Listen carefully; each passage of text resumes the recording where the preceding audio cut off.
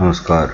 आज हम कक्षा 12 के इतिहास विषय के अध्याय 6 आधुनिक भारत का स्वाधीनता आंदोलन के बारे में अध्ययन करेंगे। भाग 1 सामाजिक आंदोलन।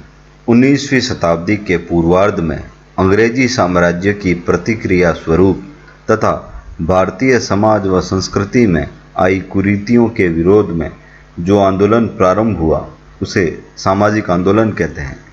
सामाजिक आंदोलन के उदय के कारण अंग्रेजों द्वारा भारतीयों को जबरदस्ती ईसाई बनाना तथा ईसाई मिशनरियों द्वारा हिंदू धर्म की आलोचना करना, अपने धर्म तथा संस्कृति की रक्षा के लिए धार्मिक सामाजिक आंदोलन आवश्यक था। यूरोपियन विद्वानों विलियम जोन्स मैक्स मुलर ने भारतीय सभ्यता को विश्व की महानतम सभ्यता बताया, जिससे भारतीयों में आत्मसम्मान एवं आत्मगौरव की भावना उत्पन्न हुई। पश्चिमी सभ्यता के प्रसार ने भारतीयों को सशंकित कर दिया। इन्होंने भारत को पश्चिम सभ्यता के प्रभाव से बचाने का प्रयास किया। समाचार पत्र पत्रिकाओं ने भारत के पुनर्जागरण में महत्वपूर्ण भूमिका निभाई और समाज में जागृति उत्पन्न की।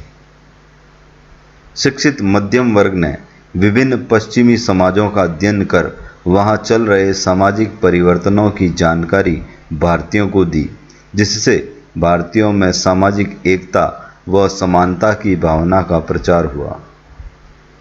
ब्रह्म समाज व राजा राम मोहन राय। आरंभिक जीवन व शिक्षा। राजा राम मोहन राय का जन्म बंगाल के राधानगर में एक ब्राह्मण जमींदार परिवार में हुआ। ये अंग्रेज, फ्रेंच, जर्मन, लैटिन, हिब्रू, फारसी आदि भाषाओं के जानकार थे। इन्होंने हिंदू, इस्लाम, ईसाई आदि धर्मों व धार्मिक ग्रंथों का अध्ययन किया। पुस्तकें। राजा राम मोहन राय ने एकेश्वरवादियों का उपहार, प्रिसेप्ट्स ऑफ जीसस, तोहफात उल मुजाहिदीन किताबें लिखी। उन्होंने अखबार भी निकाले, मिरातुल अखबार, संवाद कौमुदी व बंगदूत निकाला। आत्मीय सभा व ब्रह्म समाज। 1815 ईस्वी में कलकत्ता में आत्मीय सभा व 1825 में वेदांत कॉलेज व 1828 में ब्रह्म समाज या ब्रह्म सभा की स्थापना की। सामाजिक सुधार। राजा राम मोहन राय व ब्रह्म समाज ने हिंदू धर्म व समाज में फैली कुरीतियों का विरोध किया। उन्होंने जाति प्रथा, अस्पृश्यता, सती प्रथा, बहुविवाह, पर्दा प्रथा आदि का विरोध किया। उन्होंने सती प्रथा को समाप्त करने के लिए आंदोलन चलाया। उनके प्रयासों से British governor general William Bentinck ने 1829 ईस्वी में सती प्रथा विरोधी कानून बनाया व इस प्रथा को गैर कानूनी घोषित किया। राजा राम मोहन राय व ब्रह्म समाज ने स्त्रियों की स्थिति में सुधार करने के लिए विधवा पुनर्विवाह का समर्थन किया व स्त्री शिक्षा के प्रयास किए। ब्रह्म समाज ने बालिका शिक्षा की नींव डाली। धार्मिक सुधार। राजा राम मोहन राय व ब्रह्म समाज ने एक ब्रह्म की उपासना की बात कही। उन्होंने हिंदू धर्म के धार्मिक अनुष्ठानों व आडंबरों का विरोध किया। उन्होंने मूर्ति पूजा का विरोध किया। उन्होंने ईसाई धर्म में व्याप्त अंधविश्वासों की भी आलोचना की। राजनीतिक विचार। वे उदारवादी विचारों के समर्थक थे। राजनीतिक विचारों पर जन आंदोलन शुरू करने का श्रेय राजा राम मोहन राय व ब्रह्म समाज को जाता है। उन्होंने वरिष्ठ सेवाओं में भारतीयकरण, कार्यपालिका का न्यायपालिका से पृथककरण, जूरी द्वारा न्याय प्रदान करना, भारतीयों व यूरोपियों के बीच न्याय की समानता की बात कही। उन्होंने विश्व में चल रहे राष्ट्रीय आंदोलनों का समर्थन किया। राजा राम मोहन राय पहले ऐसे व्यक्ति थे जिन्होंने ब्रिटिश संसद में भारतीय मामलों पर विचार विमर्श किया। आर्थिक विचार। राजा राम मोहन राय ने जनता को आर्थिक शोषण से मुक्ति दिलाने का प्रयास किया। बंगाल के जमींदारों द्वारा कृषकों पर किए जा रहे शोषण का विरोध किया। शिक्षा के क्षेत्र में कार्य। राजा राममोहन राय पाश्चात्य शिक्षा व अंग्रेजी शिक्षा के समर्थक थे। उन्होंने कलकत्ता में स्कूल व कॉलेज की स्थापना की। वेद व उपनिषदों का बांग्ला भाषा में अनुवाद किया। उन्हें पत्रकारिता का अग्रदूत कहा जाता है। ब्रह्म समाज का विभाजन। राजा राममोहन राय के बाद ब्रह्म समाज को 1843 ईस्वी में देवेंद्रनाथ टैगोर ने पुनर्जीवित किया। देवेंद्रनाथ टैगोर ने 1839 ईस्वी में तत्वबोधिनी सभा की स्थापना की थी। वे ब्रह्म समाज को राजा राममोहन राय के बताए मार्ग पर चलाना चाहते थे।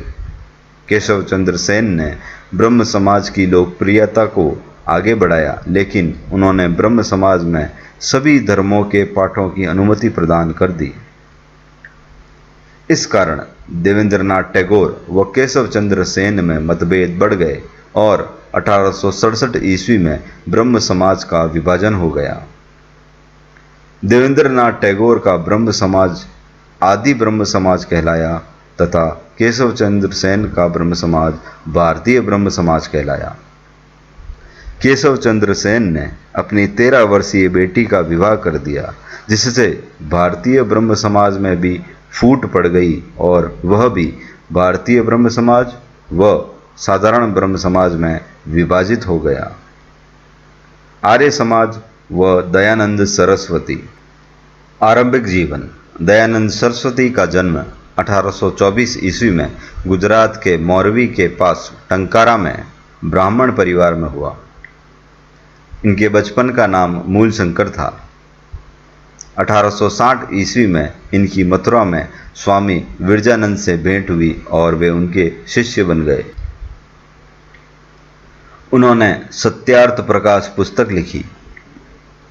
1875 ईस्वी में इन्होंने आर्य समाज की बंबई में स्थापना की। सामाजिक कार्य। उन्होंने सामाजिक समरसता की बात कही। उन्होंने जाति प्रथा व छुआछूत का विरोध किया। उन्होंने जाति प्रथा, सती प्रथा, बहुविवाह, पर्दा प्रथा आदि सामाजिक बुराइयों को समाप्त करने का प्रयास किया। विधवा स्त्रियों के लिए विधवा आश्रम खोले व स्त्री शिक्षा के कार्य किए। उन्होंने स्त्रियों व शूद्रों को भी वेद पढ़ने की छूट प्रदान की। धार्मिक विचार व कार्य। दयानंद सरस्वती ने हिंदू धर्म में आई त्रुटियों को दूर करने का प्रयास किया, साथ ही ईसाई व इस्लाम धर्म की बुराइयों को भी उजागर किया। दयानंद सरस्वती ने वेदों की ओर लौटो का नारा दिया। दयानंद सरस्वती ने शुद्धि आंदोलन के द्वारा मतांतरित हिंदुओं, जिन्होंने अन्य धर्म अपना लिया था, का शुद्धिकरण कर उन्हें पुनः हिंदू धर्म में शामिल किया। दयानंद सरस्वती ने शुद्धि आंदोलन के द्वारा मतांतरित हिंदुओं, जिन्होंने अन्य धर्म अपना लिया था, का शुद्धिकरण कर उन्हें पुनः हिंदू धर्म में शामिल किया। दयानंद सरस्वती ने बहुदेववाद, अवतारवाद, मूर्ति पूजा, पशु बलि आदि में विश्वास नहीं किया। राजनीतिक विचार। उन्होंने कहा कि विदेशी राज्य चाहे जितना अच्छा हो, लेकिन वह सुखदायक नहीं हो सकता। स्वराज शब्द का सबसे पहले प्रयोग दयानंद सरस्वती ने ही किया। उन्होंने स्वराज, स्वदेशी, स्वभाषा, स्वाभिमान की बात कही। शिक्षा के क्षेत्र में कार्य। 1886 ईस्वी में लाहौर में दयानंद एंग्लो वैदिक स्कूल की स्थापना हुई, जो 1889 ईस्वी में दयानंद एंग्लो वैदिक कॉलेज के रूप में अस्तित्व में आई। 1902 ईस्वी में हरिद्वार के पास कांगड़ी में गुरुकुल स्थापित किया। स्वामी दयानंद सरस्वती ने हिंदी को राष्ट्रभाषा के रूप में स्थापित करने का प्रयास किया।